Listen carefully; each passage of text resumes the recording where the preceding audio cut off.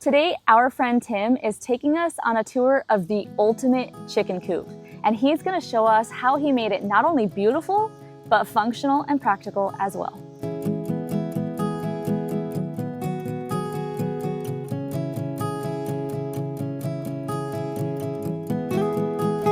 Hi, my name is Tim, and this is my chicken coop. It's been a work in progress over the years. We've had it for 12 years, I think. The house is 12 by 12. The first run is 12 by 20, and the back run is 16 by 42. So it's bigger than my house. Originally, I built the house and the chicken coop, or the first run, and it had a wire surface on it. But you know, it rains and then it snows and the chickens are miserable. So I put a roof over this run. And then I built that run because I wanted to be able to keep the chickens inside maybe for a week or two at a time. And they need more space. So I built that on and I put a roof on so they can stay dry in the winter and in the spring when it rains. The disadvantage is it doesn't get a whole lot of sun inside, but there are spots of sun in there so the chickens gravitate toward the sun. But there's lots of space in there that can do their dust bath, and they seem to be happy.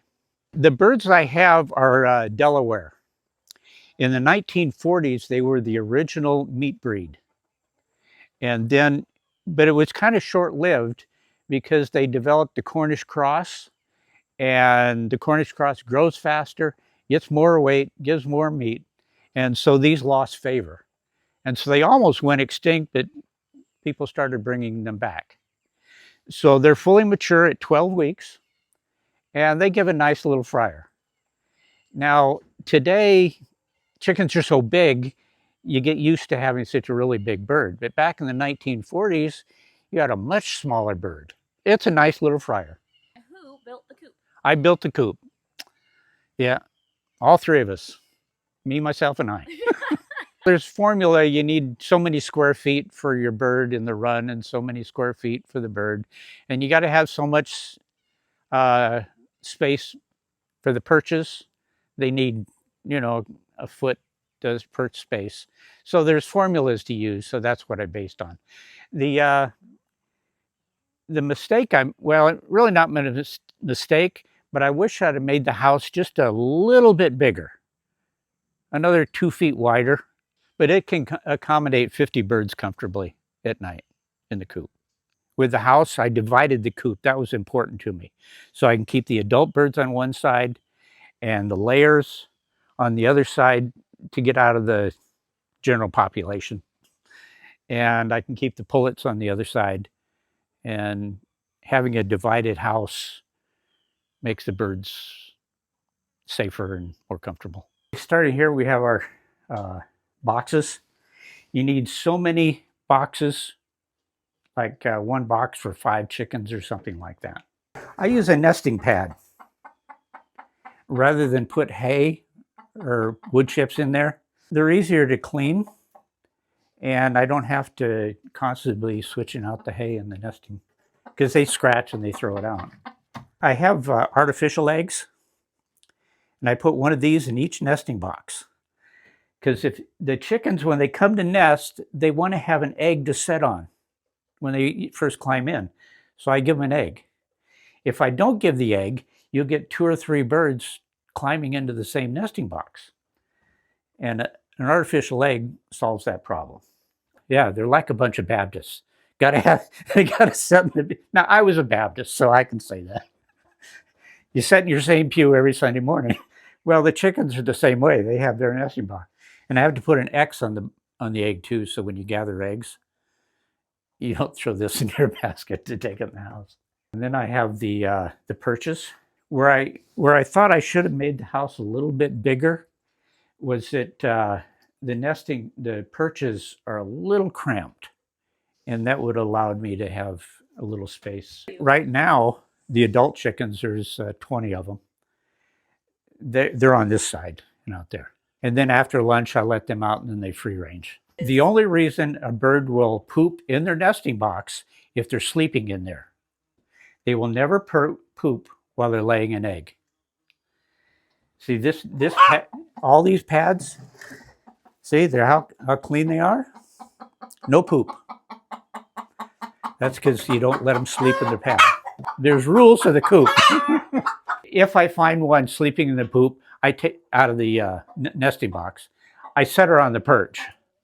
But if she's consistently getting in the box to sleep at night, then on this side, I built a separation pen so I can separate out if a bird's going to nest. I have nesting boxes for them, and they stay out of the commotion of all the other birds. And then it's a place where I can keep all the pullets, because the pullets, I don't let them free range. A pullet is a bird that has not laid an egg, and they don't have a mother to look after them. That's important in a coop to have plenty of windows. The poop gives off a lot of ammonia, and the smell can just, it's bad for the chickens. I clean it once a week. The run, maybe once or twice a year, but the coop every week. I don't have heat because the chicken is equivalent to a 10-watt light bulb. So in the winter, you can close up the doors. There's still pretty good ventilation in there, and they provide their own heat. The quail need about 15 hours of daylight every day to lay. And so I have a solar panel, controls one light right here. So I can turn it around when I get ready for the chickens to want to lay. I can turn it around here, or I can point it backwards. So originally I built the run, but I didn't put the dividing pin in here. And that came later. And then later in the year, when I'm done raising the birds, I can open up the door inside the coop, and I can open up this, and then all the birds have access to everything. We had a raccoon that broke the wire up in the corner, and he crawled in and took out a couple of my pullets. But after I've reinforced the coop with a double layer of wire, no, I haven't had any trouble at all. The chicken wire is inadequate to keep a predator out. If I have a sick and injured chicken, it's not worth the effort to try to make them feel better. I just dispose of them. However, I did have a rooster. Actually, it was this one. You can see, I don't know whether you can see his, one of his foot is a little swollen. He had an abscess on his foot. So I lanced it and then filled the wound full of Nixol. Nixol is a, you've heard of colloidal silver. Nixol is made with titanium. And so I filled the wound with the Nixol, and he came out of it. I have 17 layers, and I'll get usually a dozen eggs a day. Sometimes a little less, sometimes a little, it averages a dozen a day. This breed of bird will lay about 5 eggs a week. So, they'll lay 4 days and they'll skip a day. But the older the chicken gets, the bigger their eggs are getting. So I'm getting eggs that are 2.6 ounces. That's a big egg. They can lay for 5-6 years, but the older they get, the fewer they lay. And after their 18-month molt, they'll start laying fewer eggs. Depends on the breed. They'll lay, capable of laying 300 eggs in their lifetime. I rotate our chickens out every 18 to 24 months. They slow down in the winter, which is why you need to rotate your birds out. The older birds, they're gonna almost stop. They may lay 1 egg a week, but the younger birds, they're gonna lay consistently through. So I'm constantly turning the birds over so I can keep the eggs year round. I collect them in the evening, and we don't refrigerate, and the eggs will last a month or more without refrigeration. Once you refrigerate an egg, you got to leave it refrigerated. We don't wash the eggs at all because it has an outer coating. It's a bacterial resistance. on the egg to prevent the bacteria from getting in. Now, there's lots of people that will take, they water bath their eggs, put it in lime and water solution. We use our eggs so fast. Others will take mineral oil and coat their egg with that to prevent the air from getting into the egg to make it last longer. I'm testing that. I've got a dozen eggs I coated with mineral oil. They're 3 or 4 months old. I'm going to see how they're doing. People ask, how big should I make my coop? Well, you figure out how much space you need and then make it bigger. Because you wish you had it bigger. I like birds. Not having to go to the grocery store to buy eggs and to buy your chickens. You know what food they're eating. Yeah, it's satisfying to know you've provided some of your own food source. You got to do your research on how big a coop you need, how many birds you want to have. That's probably key. Is if you want to just have, 3 hens and a rooster, or 5 hens and no rooster, you'll have a much smaller coop. You want to know whether you're going to free range them. You got to decide how you're going to keep the predators out, things like that.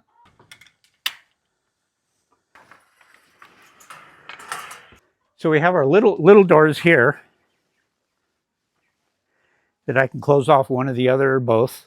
These are for the quail. I have 5 boxes, and I'll put 12 to 15 quail per box. So there's the open area where their food and their water is. And in here, I have sand so they can take a dust bath. Once a week, I clean the sand. There it is. Okay. I made a sifter that I can sift out the sand and get the poop out. I couldn't find a big enough one. I had this one. That's the biggest I could find. So I made one. So then I add sand once a week after I've cleaned them out. We're going to look at these. The weight of the water will turn it on and turn it off. So as they drink water out, it'll replenish itself. So this one works fine with gravity. At first, I didn't have this up here, and the chickens are constantly up here. I put a door in here so I can close this off in the wintertime. Quail waste a lot of food. So I made a feeder. These are a shoebox. And then I cut a hole in there so they have to reach inside. So then I keep track of their dates. They were 2 weeks old on August 2nd, and then 6 weeks, August 30th, and then the week of September 13th, I'll butcher them. It's just a secondary meat source. Tastes different. We like quail. At 6 weeks, they're going to lay a little egg, and then they'll lay a really big double yolker. It's huge. They're really inconsistent. Then they'll lay a soft shell egg and a little egg and then a big egg and then a normal egg. Once they get to be 8 weeks, they're laying a consistent egg.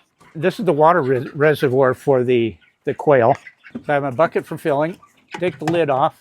The water level is right about here. I fill these 3 times a week. I have a valve right here to turn off the water. But the door is mainly to keep the chickens out. They come out in the morning. After they get up in the morning, they come out here and they line up and they sit on their perch. In the afternoon, they'll take their dust bath. After lunch, I let them out. They lay most of their eggs before noon. And then after they've laid their eggs, I put them outside. This is for when I clean out the cages. I save their droppings. And we use these in the garden. Good nitrogen. You have to be careful what plants you're putting it on, of course. After the growing season, throw it all over the whole garden. And it sets all winter long. These are all my mature birds that I get I keep all year.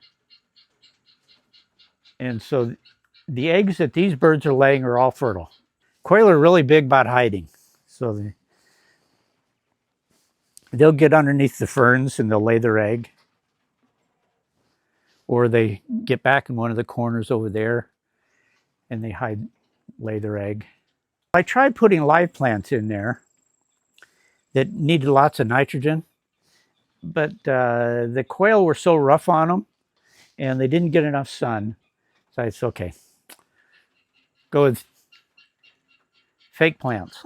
Once a year, I clean it out. I rake all the sand, everything out of it. And then I get a load of sand. I'll usually get maybe like 10, this is sand here. I get like 10 bags of sand and I'll fill it up again. Now the chickens, they're kind of messy right now, but in the winter, I just take the drinkers completely out and then I turn them over naturally, but then I fill those with water. You know, I did this welded wire, but the hole's too big. So I had to redo this. And then to keep some of the predators out, I've had quail and chickens at night. They sit right here. And I've had raccoons come and reach in there and grab a chicken, pull their wing off. And then for the quail, I had a third layer, a hardware cloth along the bottom to protect them. When you buy your feed at the feed store, it's always got dust in it, feed dust. And the dust tends to clog your feeders. So I can take the feeder, here I'll dump a little bit in.